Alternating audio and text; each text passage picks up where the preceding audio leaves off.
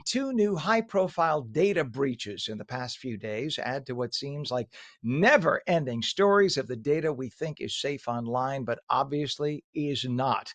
What are the latest data breaches and what can we do to best protect ourselves? To weigh in on it this morning is brand and digital strategist Fisher, who can be found on X, Threads, and Instagram with username @Fisher and through his website, fisher.media. Good morning, Fisher. I'm so glad that you didn't choose as your username Daisy. What? Yeah, your In name which is of these Fisher and you apps? use @Fisher. Yeah, Why did you didn't yeah. choose a name like Oh, a on cockroach? social media. Yeah, I thought the Yes. women's dating app T, which is one of the breaches, you were concerned that I might have used Daisy, but I did not. Thanks for the toss.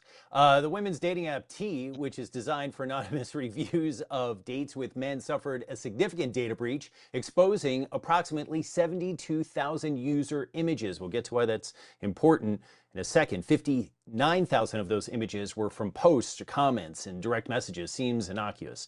The breach did include 13,000 selfies and photo identification submitted for account verification.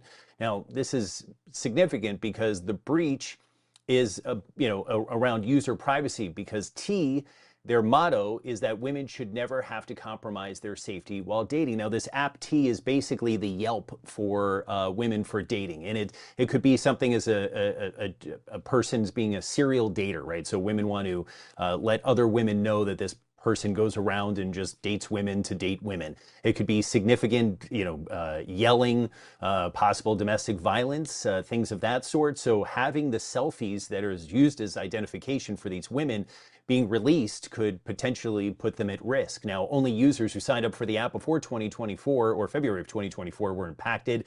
No email addresses or phone numbers were compromised in the breach. And again, this app T allows women to share information about men they date to enhance safety for other women by flagging potential risks. So posts on X have criticized T security, noting the lack of authentication, encryption, or firewalls, and this is all around data or logging in, and they were describing the breach as preventable due to negligence. So T is looking into this, so are the proper authorities. Now, the second breach, and sort of more severe, is Alliance Life Insurance Company of North America confirmed a data breach affecting the personal data of majority of its 1.4 million United States customers.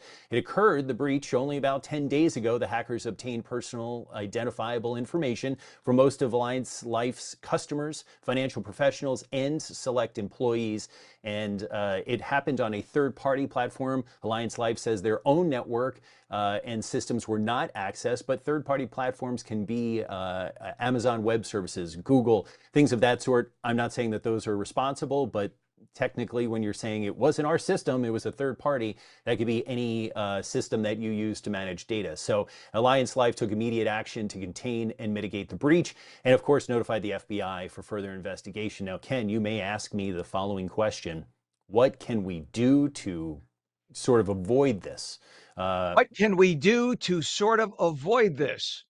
Perfect. Okay, I'll do Glad it you again. asked. What can we do to sort of avoid this? And by the way, Yeah. I will never be accused of being one of those daters on T.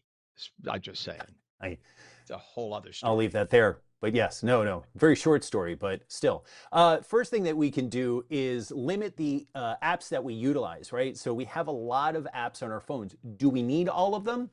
Obviously, it's a personal preference, but if you don't, the first thing you can do is go into those apps, go into your account settings, and delete your data or delete the account, or send an email. You can look for the privacy documentation on the website of the app or in the app itself, and you might have to email and ask for your data to be deleted and your account to be turned off, especially the access to the internet. Limit the data that you utilize, meaning don't put your address or phone number in an app if you don't have to. If it's not an app for legal purposes, don't use your real birthday. Uh, be off by a month, a day, a year, whatever the case is. Utilize Apple's Hide My Email or the upcoming shielded email for Google. Don't keep credit card information. This is important. Don't keep credit card information or bank information in apps or websites if you don't have to. Pay with Apple or Google Pay, or use Bill Pay, which is offered by banks. So if you're paying your electric bill, don't leave your credit card information or your ACH information in the electric company systems. Just pay them through your bank. Don't reuse passwords. Use two-factor authentication, passkeys, or any other advanced security options. And finally, freeze your credit with Experian, TransUnion, and Equifax. That is different from locking your credit, which the credit bureaus charge for. Freezing your credit is free.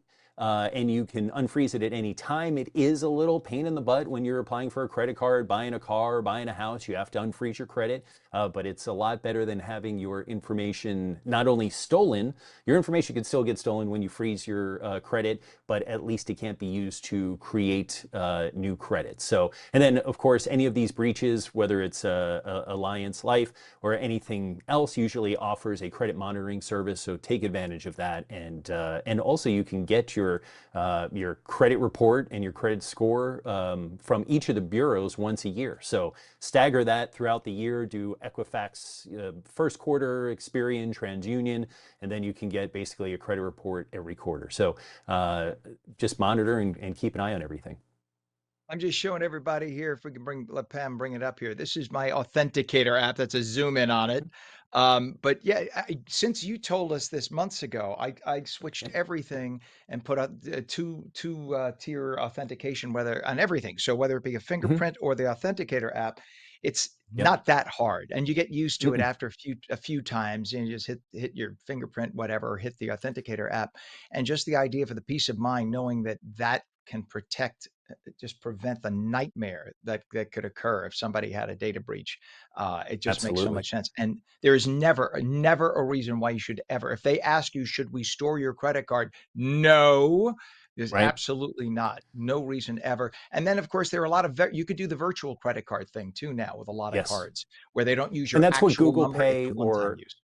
yeah, or Apple Pay utilize if you're using it on your computer or on your device, they send a token rather than your actual credit card Mhm. number. So that's important too. And again, like not using the same email across everything, and especially not the same password, because if your email gets stolen, it's out there, and then the hackers just have to guess your bank. And what are we doing? What you're I'm right? blocking Are my you a face because butterfly? that's something I'm very guilty of. I'm very Oh, guilty of.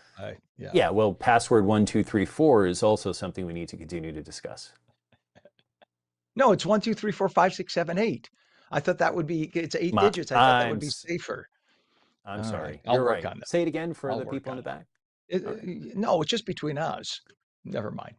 All right. Brandon, digital strategist Fisher, found on X, Threads, and Instagram with username at Fisher and through his website, fisher.media, and not one of the faces you will see on the website. T, thank you for coming on this morning, sir. No. Take care, Ken. I'll see you next week.